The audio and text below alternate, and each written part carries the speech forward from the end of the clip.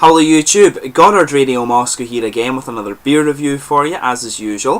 For this one we're going to continue on with my Scottish series of beer reviews that I've entitled Scottish Beer Month, and this is review number 5 in that series. So for this one we're going to head up towards Inverness, the Highlands capital of Scotland, and go just to the north of the city to a little peninsula in the Highlands known as the Black Isle. Now this place is very famous because it's where a lot of the stuff that goes into the malt for whisky is grown, and the land here is very good. The soil in this land is very fertile and produces some of the best malt in the world apparently. But these days this place is also home to 2 craft breweries, one being the Cromarty Brewery, which is doing very well, a very new brewery, and the older brewery in this place is called the Black Isle Brewery, and these guys are very cool because they're an organic brewery.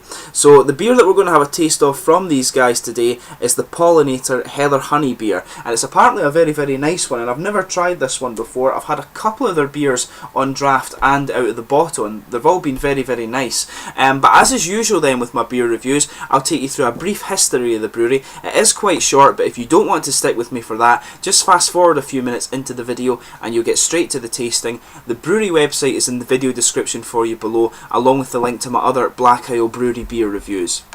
So anyway, this brewery was founded back in 1998 when David Galwin converted a group of farm buildings at Munlochy into a brewery. Now the farm that this brewery is based on is called the Allen Grange, and apparently the land of the farm was described as being of superior quality for the brewer and distiller by Sir Roderick Mackenzie back in his statistical account of the land in 1790. And the name Allen Grange apparently also translates from Gaelic as a fertile field of corn. So David has apparently worked in this region of Scotland for over 20 years and is firmly committed to its preservation, and his idea behind founding the Black Isle Brewery was to basically be able to offer local establishments a beer that was brewed very locally.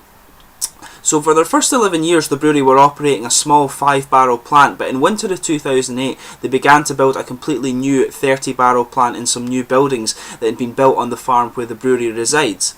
Now the construction work took about 18 months and it increased the conditioning capacity of the brewery to 210 barrels, and the brewing is conducted by a team of Gareth Reid and Andrew Fraser, and these guys I think were graduates of the scheme down in Edinburgh at Heriot Watt University.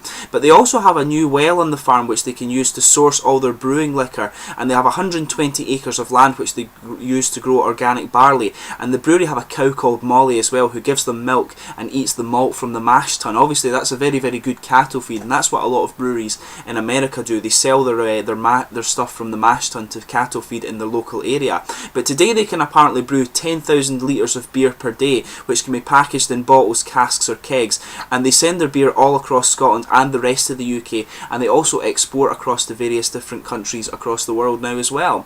So you can visit the brewery for tours, and there's also a blog on the website where you can keep up to date with the latest goings on at the brewery, and apparently their beer has just started to go on the shelves of Sainsbury's, and they have a new distribution deal to make their beer go to Alabama in the USA as well. And one thing that's quite interesting with this beer in particular is they do have quite a few bee farms on their farm as well, or beehives, or however you want to describe it, and this is where they get the honey from for this beer, which is very cool. Just to list the other beers you can get from this brewery, the main ones that they have, you can get the Blonde, which is a European style pale lager, Goldeneye, which is a golden ale, Heather Honey, which is this guy here, a Heather Honey beer, Hibernator Oatmeal Stout, the Porter, the Red Kite Ale, which is an amber ale, the Scotch Ale, and also the Yellowhammer, which is a bitter beer. So there's quite a fair wee range from this brewery, so go and check out the website and see if you're interested in any of those. A very nice little brewery actually. My parents brought these bottles back from me when they went up to the Highlands, and they brought me back a little case of 5, and my dad had one of these and really liked it, so I'm interested to try it for myself now. But let's get on to the tasting of this beer, and before we do that I'll just bring up the camera and let you have a little closer look at the artwork of this bottle. And you can see this is the sort of standard artwork of the Black Isle Brewery. All of their beers have pretty much the same thing, apart from some of the smaller bottles that are just newly coming out, and they all tend to just be a sort of different colour with the text and the thistle and stuff like that, but pretty much the same pretty much the same kind of artwork on this one. There's a little bit on the side that talks about just the beer itself. It says on the side, beers brewed in paradise. Organic means the barley and hops are grown on farms without artificial fertilizers or herbicides. We at Black Isle Brewery believe that our beer is best for you and the environment too. And it says, this pale straw-coloured blonde beer is brewed with organic malt, hops and heather honey. 10p from every bottle goes to the Bumblebee Conservation Trust to support the protection of the threatened UK bee population that play a vital role in pollinating our food crops and native flowers. As organic farmers and brewers, we feel it is essential to stop the destruction of bees and their native habitat to intensive farming practices. And it does have Daniel Goldwyn's signature and on the bottle there, so you can just see that there on the bottom, just this little bit here. And there's a few of the European things are there, the European Union Agriculture Initiative and Save the Planet Drink Organic, which is quite cool actually, and it just tells you a little bit about the Black Isle Brewery as well. So let's get this guy out and get on with the tasting then. It's a 4% kind of heather honey beer, so it's a 4% sort of specialist beer, I guess you could describe it as. So let's get this guy out and we'll get on with the tasting.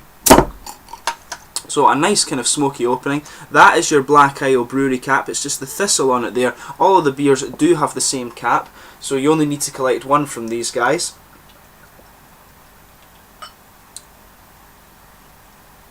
I've still got 2 or 3 of these to review actually. I think I've got a porter and a yellowhammer and a blonde beer still to review, so I will add those for you in the near future. But you might actually watch this video quite a bit later than I make the other ones, because obviously I'm going to Australia and I was saving this one for the Scottish Beer Month, so I might do the other ones before I go actually.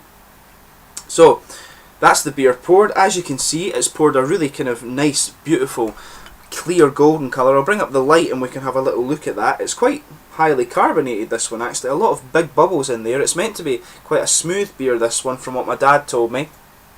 So as you can see, it's poured a nice, really bright kind of golden straw colour. It's slightly opaque. If I put my fingers behind it, you can just see, not quite as clear as some beers that you'll find, but it's got a nice kind of transparency to it. It's got a finger of a kind of frothy and bumpy white head, a good mix in it there, and you can just see there's a hell of a lot of carbonation visible in this one here. So let's give it a smell and see how we get on. I'll just put the light back down there. So you've got a hell of a lot of kind of bready and biscuity malt in this one, but you've got the big honey presence that you would expect with it being a heather honey beer. You've got a little element of kind of toasted malt too, I think. And there is perhaps, you can pick up just the sort of floral and spicy element from the heather. Heather is a very kind of unique aroma, if you like, Scottish heather at least. So once you actually smell it yourself, you'll be able to recognise it, but it's something that's kind of quite hard to describe. I mean, I grew up with it, so I kind of know exactly what it's like. But yeah, a very kind of biscuity and bready malt, a bit of yeast character in there, a bit of yeast sweetness. But it definitely does have the kind of heather, the kind of heather floral spice, and also the honey presence too. There's a little bit of kind of fruity element to it as well, which is really nice. So as you can see, the head's just fading down a little bit on this guy, so let's get it tasted before that goes down even further. Cheers.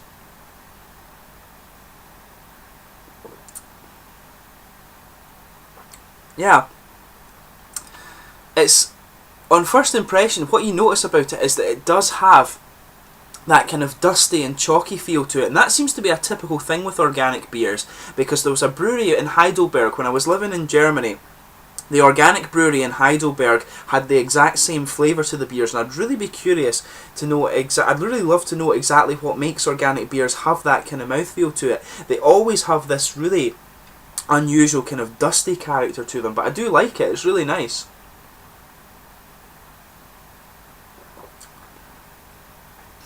So as you would guess, with it being a heather honey beer, it does have a really kind of typical caramelly and honey kind of roasted brown sugar character to it, this one. It's not too roasted, it's just slightly toasted, if that makes sense. It's not too strong a roasted character. But this is a big malty brew, this one. You've got a nice strong heather element to it as well, and that gives it just a little bit of spicy character, which is really, really nice.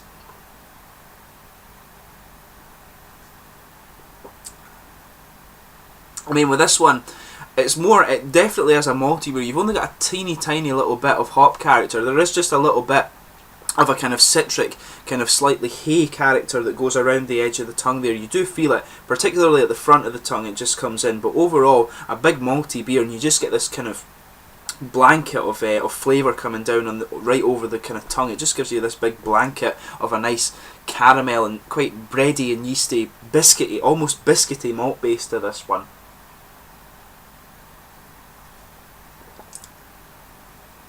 Yeah, it's the kind of biscuity malts, you feel them towards the back of the tongue, but the heather and the honey kind of comes forward a little bit. The spice character, I think, kind of goes into the sort of biscuity malts at the back of the mouth as well. It does have a very unique taste, this beer, and I mean, they are other. This is a very old kind of style of beer, and if you remember rightly, I did the Williams Brothers review. They've got their Freya Heather Ale as well, which is kind of quite like this. I'm sure it's a kind of slightly different style with the honey being filtered through the heather, but it's the kind of same principle. It's a very old style of beer, this one, and I mean, this is another very good example, but obviously it's a very different take on it because it's organic, and it's a kind of quite a different sort of brewing method, if you like. As I say, you get this quite unusual mouthfeel that's the kind of chalky and hoppy, dusty kind of character with it, and it's really nice. So it's a very different take on a very old style, in my opinion.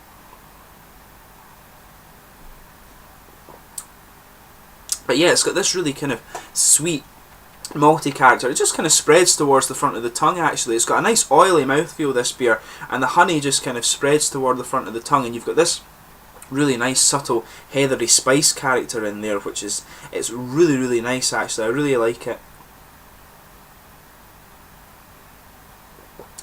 And as I say, you just have a little subtle hint of hop character, a little bit of kind of hay, grassy character, and it just kind of spreads around the tongue there, and you get this nice little freshness just out towards the edge of the tongue there, which is really nice. It's beautiful beer, this one. In terms of the mouthfeel though, I actually quite light-bodied. I did expect it, since it was a kind of heather honey beer, I did expect it to be quite a bit more full-bodied than this one. It's more light to mid-bodied. It's a lot lighter than you would think, and it has quite a soft carbonation as well. When you usually get bigger bubbles like that, you do expect it to be quite smooth, and it is like that. And as I mentioned to you, it has that really nice sort of dusty, kind of the sort of dusty and slightly chalky character to it, actually. It's very nice, and it complements the style quite well, actually. It helps bring out the kind of heather flavours a little bit more. It's got quite an oily texture though, you'll feel that, and that's what kind of brings the sort of nice caramel malty flavours, the kind of honey malt flavours towards the front of the tongue. But it's quite a sessionable one, this, actually. It's not like a mead where it can be kind of quite overpowering and things like that. It's just a nice, they've just got the malt to a nice level, and you could quite easily session a few of these. Some people might kind of disagree with that a little bit, but I think this beer, the malt isn't too prominent, that it's very kind of sweet and cloying in that sense. It's definitely a very sessionable beer. But anyway, I've really enjoyed doing this beer review for you. It's interesting to try one that has the kind of traditional Scottish Highland heather honey in it, so it's quite a unique beer in that sense. If you're interested to try it, check out the Brewery website and see if you can buy yourself a few of these. You might start to find this one over in the States quite a lot. As I said, they've just got that distribution deal to go to Alabama. I'm not sure if these guys export to Australia and New Zealand and things like that. There's quite a few of you watch my channel down there. But you should start to see these guys expanding very soon. Their beer is proving very popular, so keep an eye out for it, and let me know in the comment section below if you do try it and what your own thoughts on the beer are. It's always interesting to hear from you guys who watch my videos quite regularly. But I hope you've enjoyed this beer review. Thanks again for watching, and please like, subscribe, share, all the usual YouTube stuff. I hope you're enjoying this Scottish Beer Month that I'm putting up while I'm away on my travels, and I will catch you tomorrow with another Scottish beer review. Cheers!